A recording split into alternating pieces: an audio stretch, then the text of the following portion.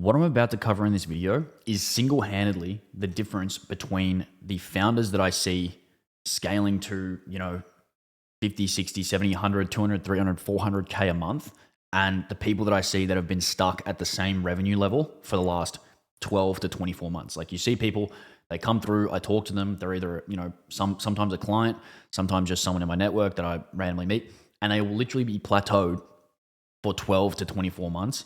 And then you also see people that they're always just, oh yeah, I just signed 50 clients today. I just signed like 5 clients this month. Oh, we just signed this many people this week. There's a very clear difference between these people. And you might be thinking, it's going to be a cold email thing. It's going to be, they've got an ad strategy. They've got a really sick sales funnel, or they've got whatever it may be. And that might be the case. But really the thing that differentiates these people is almost always how they spend their time. You would be absolutely baffled at how many agency owners, business owners, whatever, spend their time just doing, I don't even know what they do all day. Like I actually have no idea what they do all day, because I might check in with them, I'll chat to them, hey, how are things going? And they'll say something to the tune of like, oh yeah, well, I've been focusing on building out these SOPs, so outreach has taken a back seat. Or, oh yeah, I've been focusing on, I'm setting up some systems, or I'm setting up some lead magnets, or I'm setting up some funnel, or whatever it may be. All this stuff that they might be setting up. And what that leads to is then everything else that's actually the super important task taking a back seat. So for example, I stopped outreach because I got too many clients, or I stopped focusing on my ad funnel because I was trying to hire an SDR, or I stopped doing this because I was trying to do that. When in reality, it's going to be all of those things at once. Yes, you have to hire, you have to have an ad funnel, you have to have outreach, you have to have training for employees, you have to have all this stuff. All these things need to happen for you to run a business effectively.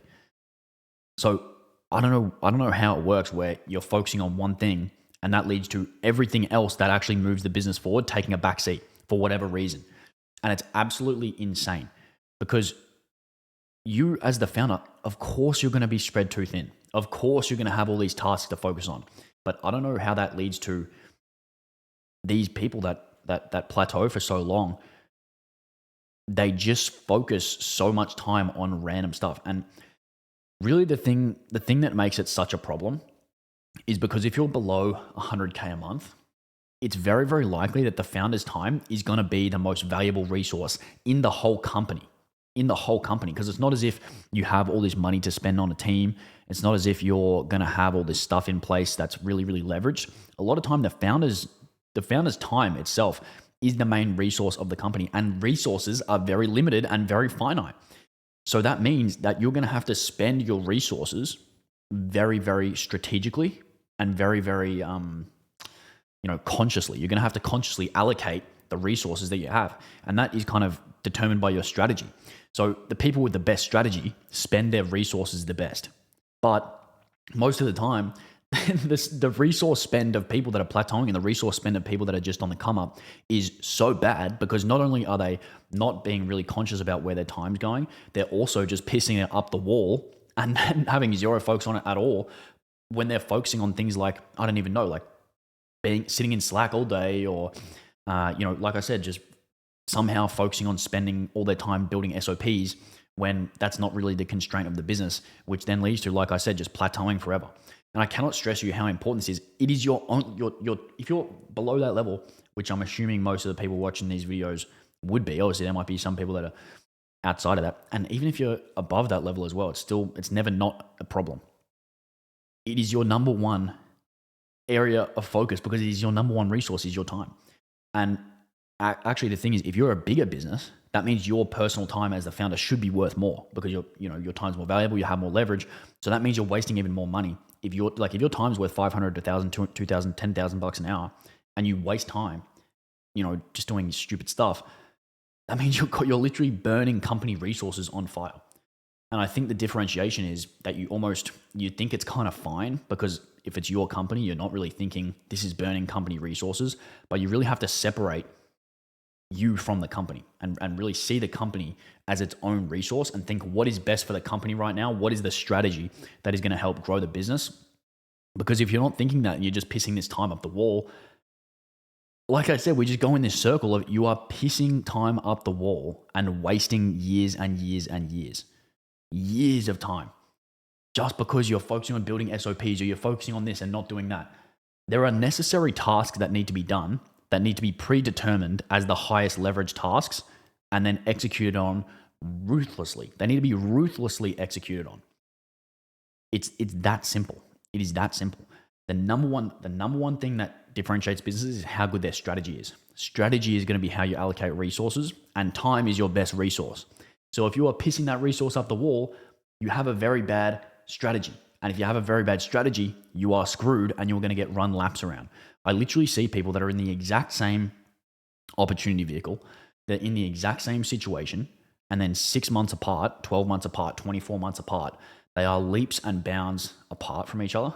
Leaps and bounds, because one of them focused on executing on the right tasks, and another one of them was, like I said, oh, well, I was just building SOPs. Oh, well, I was just doing this. Why, yeah, blah, blah, blah. I was just doing this. Stop the cope. The cope will prevent you from growing your business. It's very, very important that you focus on these things. And I suppose it might be worth just thinking, okay, if I need to do all this stuff, I need to allocate my time very well. I need to spend my time very consciously. I need to time block. I need to have a certain amount of time allocated for each thing per day, because that's really what it is. And I'll pull up even my own exact calendar, and I'll tell you what you should be time blocking, because that's probably going to be easier. Watch me do it right now. I'll do it live.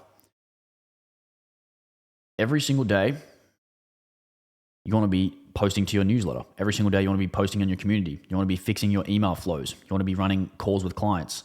That is kind of high leverage, but also you don't want to be spending too much time doing that. You might have to manage your cold email. You might have to fix up some videos, fix up a VSL. You might want to spend 60 to 90 minutes on product development. You might want to spend 60 minutes more on product development. You might have to make some employee training.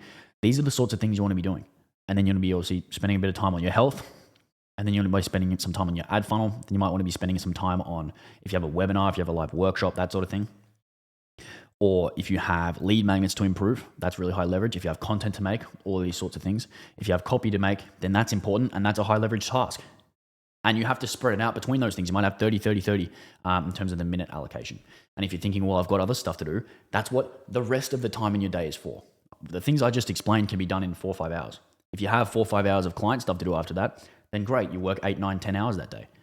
That's the sort of stuff that you have to do if you don't have the leverage of having a big team. Because like I said, the founder's time is the resource. There's nothing else. There's no other stuff to look at. Like, it's that simple. Is it hard? Yeah, it is hard, because it's kind of built in that way.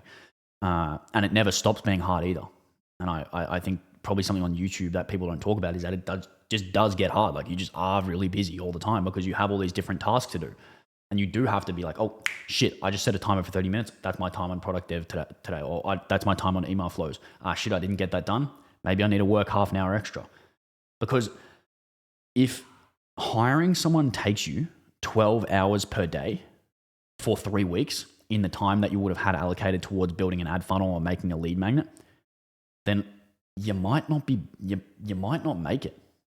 Because if doing one thing is going to prevent you from doing all of the other super, super relevant and necessary tasks in the business, you really, really need to reassess where your time is going, and also reassess your how robust your brain is. You really need to reassess how robust you are, because like I said, it's really hard, it's really challenging, but there are other people in your niche, other people in your industry that can do it. Because I wouldn't be saying this if it wasn't a possible thing. Like, if it was impossible for you to go ahead and focus on cold email, ads, content, content outreach, all this stuff, partnerships, all that stuff, lead magnets. If it was impossible to do all that stuff at once, I would never speak about it. But the thing is, there are people that do it, and there are people that sign 5, 10, 20, 30, 40, hundreds of clients a month doing this. And really the only thing stopping you is kind of like the beliefs that you need to work a certain amount. Like, I often see people almost taking the piss out of people that wake up early and do their work. Like, oh, that's unrealistic. Like, that's not entrepreneurship. Like, sure, maybe it is unrealistic, but there is someone doing it. Like, you could either be on the side of the people that kind of cope because they don't work that hard and they're like, nah, that's not realistic. I'm just going to do this. Nah, that's impossible. I can only make 1 video per day. I'm not going to do all that stuff. That's fake. Or you can be in the camp of the people that, let's say it is fake, and they get baited into working hard all of a sudden they're way ahead of all these people anyway. So I really don't see the downside. Really, the actionable item of this video is run a time audit, number one. Number two, block out 5 hours per day on your calendar to just put in only the highest leverage tasks. It's like the most cliche buzzword of all time, talking about high leverage tasks. What does high leverage tasks mean? Content, paid ads, cold email, making employee training, building things that will have leverage. So for example, you make them once and then all of a sudden they scale forever. So that means lead magnets, that means products, that means improving your business as a whole. Maybe it's doing some recruiting. And make sure that once you set these things that you have as the high leverage products, high leverage tasks of your own business, make sure that no matter what happens, wind, rain, or hail, no matter what happens, that they get done. Even if you are busy, even if you have to make a lead magnet, even if you're on holiday, even if you're doing X, Y, and Z, once you identify these tasks, make sure that no matter what, they get done. Even if you have things to do. And yes, people do it. I'm not lying. I'm not just making this up. This is not just, a fallacy. People get this stuff done. And it can either be you getting it done, or it can be your competitors getting it done and running laps around you over a 5, 10, 20-year time horizon. So that's all I've got for today's video. Let me know if you have questions. If you want me to look at your calendar and tell you where you're coping, I don't know, DM me somewhere and I'll just take a look at it for you. But hopefully this was valuable. See you in the next one.